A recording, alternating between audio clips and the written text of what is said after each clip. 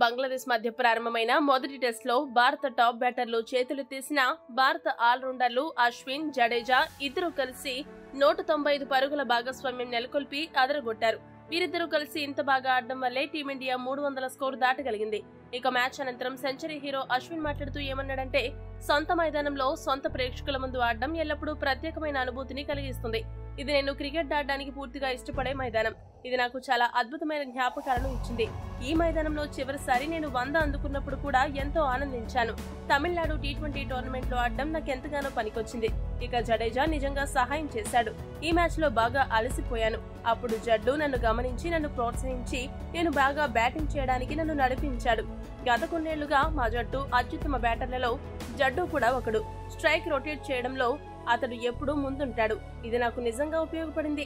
ఇది విలక్షణమైన పాతకాలపు చెన్నై పిచ్. ఇక్కడ బంతి ఓవర్ స్పిన్ అవుతుంది, కొంచెం బౌన్సీ పొందుతుంది.